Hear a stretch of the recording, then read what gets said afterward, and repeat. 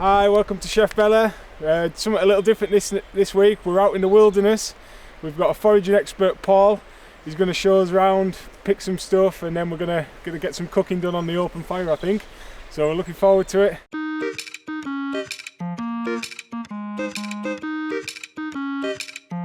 Hiya, Paul. Hi mate, how you doing? This is Bella. Hi Bella. And I'm Guy, and we're looking forward to going down and having a look around. Yeah. Say hello, Paul. Hi guys. I'm Paul Holden Ridgeway. I've got a company called Earth Trails, and I teach animal, man tracking, bushcraft, survival skills, medicinal plants, things like that.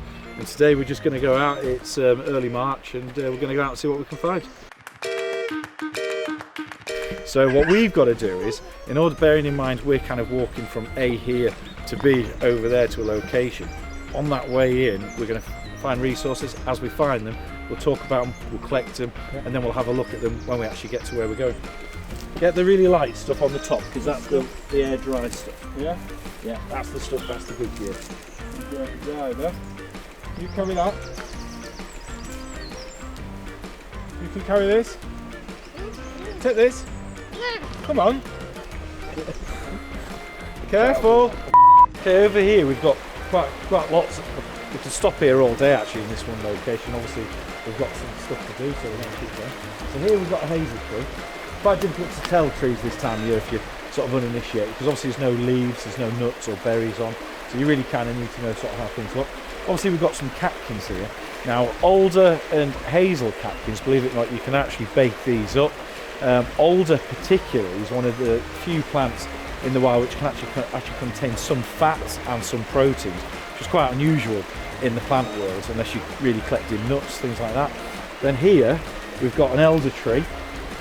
So if you know the saying, you respect your elders, it's not necessarily about respecting your elders, as in your parents, it's about respecting the elder tree. Okay, now elder comes from the ancient Saxon word eld, which means air, right? And the reason why it's called, where's that from? Let's see if you can see it here. Okay, see that hole there? Running through all of elder, you've got a pith in the centre, and through there you can hollow that pith out. In the ancient times they used to make flutes out of this, and so what they would do is they would use this to produce their fire, because it's quite absorbent, the elder tree, and you can blow through it, and the air you get out the other side out the tube is actually very dry, so the moisture in your breath gets trapped by the actual wood or stored by the wood, I'm not too sure which. So when you're blowing on an ember, particularly this time of year when it's damp, it's wet, it's very crucial that you've got dry air getting on that ember if that's the way you're going to be lighting fire. So again, you can use this to light a fire, but historically you don't use it on your fire. The thing is with people who they go to the woods, particularly in the UK, and awareness is getting so much better now, is people go to the woods but they can't really identify anything, and you don't need to be a botanist to be an expert at any of this. You just want to take it step by step and start learning that one tree or that one bush and start learning the uses from it, and all of a sudden you've got an encyclopedic knowledge of what's going on around you and a story what's going on around you.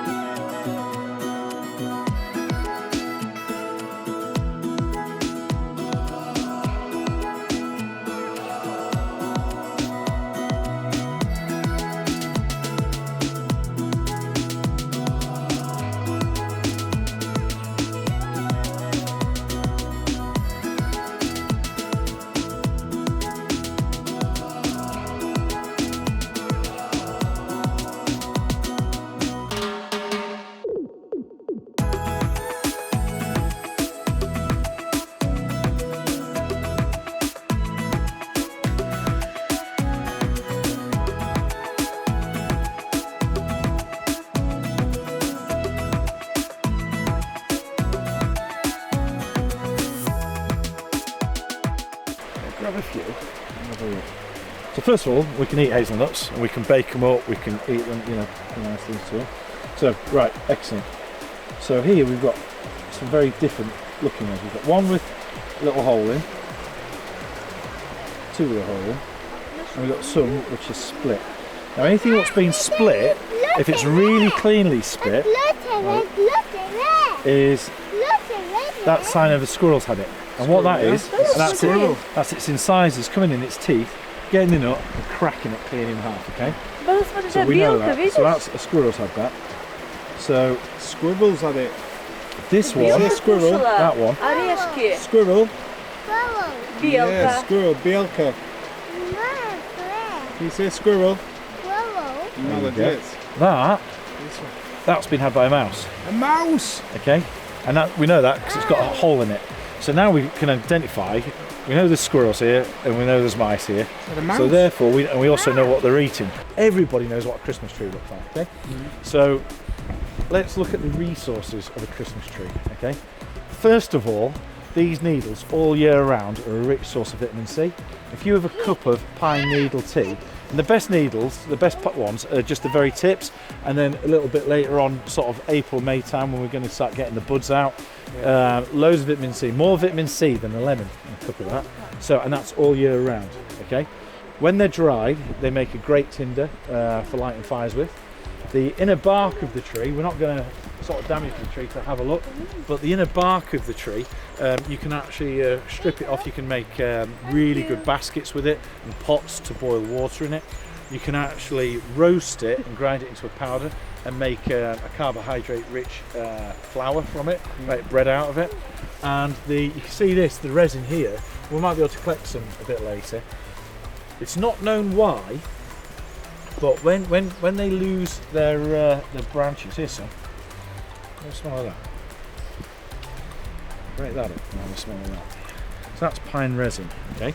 That's very, very flammable. It's a good flame accelerator. Come and smell this. Come and smell this, look. Come on. You smell it? So you can make a thermoplastic glue with that. You can heat that up. You can mix it with either beeswax or ash from a fire, very finely ground charcoal. And we know this, that in ancient times they used to use that to secure spearheads, arrowheads, things like that. And what you can do is you can actually boil it in water, it rises to the surface, you collect it on a stick, they call it a pitch stick, and then you let it set, and then you can carry that with you, and then you've got a mobile glue with you at all times. It's really, really useful. Amazing. Equally, you can smell the vapours off it, and it's good if you're congested, that sort of thing, so good for medicine. Wow, what have you brought us there? What's this? Are you going to ask what it is? So what is it? It's a pine cone. Inside there, there's lots and lots of little seeds, and when that opens, you can collect those seeds and you can bake them and eat them. Wow. There you go, she's on it. Look. Yeah, you got two. You're doing well.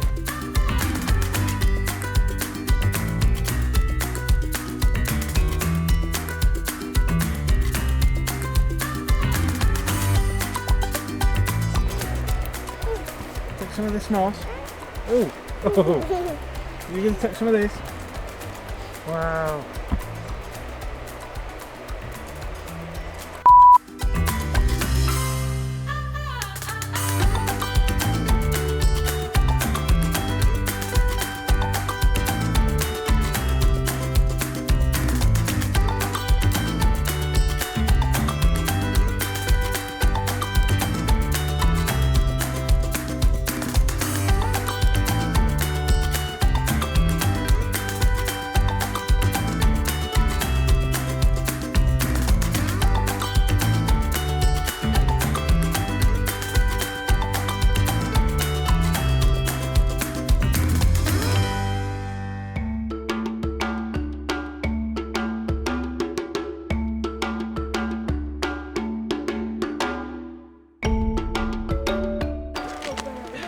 This bark, you can see here, I mean, this is dropping apart tree. Birch trees, when they hit the ground, the wood starts to rot quicker than the bark does. The what, sorry? The wood, not the bark. So the wood rots quicker than the bark, starts to break down. The reason why the bark lasts longer is because it's full of oil. And that very, very naturally flammable, this stuff. It's brilliant. Yeah. Also, you can't really do it in this country, or you might be able to up north in Scotland. I know a few people who have, but normally the colder the climate, the thicker the bark, because obviously the tree needs more protection. And so people make baskets, they make kind of basically like open like haversacks with them. You can make a lot of pots out of it, you can boil it up in it. So again, another resource. And also what you can do is you can coil this up and you can dry distill it, as I was saying to you before. And basically all that is a pit in the ground, a tin buried in a hole, a tin on top with a hole going through to it, a load of this in the top tin, fire on top, and basically you've got dry distillation process where, and it basically forces all the heat and the pressure, forces all the oil out of this, and it gets collected underneath it. So they used to use it, some of it, for waterproofing ships back in the day in the Navy. That, and they used to use roots for it as well. So again, quite useful. So we're going to use this, and what we'll do is, you can see these trees around here, the black birch. Quite a few of them are going to be shedding bark, and so when people are pulling bark off trees like this, it can look quite destructive. Actually, you've got to think of the bark. As long as you're not cutting into the tree and cutting the bark off per se, the stuff what's actually peeling off it, it's the same as us, it's just exfoliating, that's all it's doing. So as the tree's growing wider and larger, that bark's getting tight and then it's splitting and coming off, just the outside of the bark. And so you can just peel it off, and it makes, I've collected some up the top there, and you'll see it when we light it, it'll really go well. And so you've got to build your fire in stages, which we'll discuss when we get there.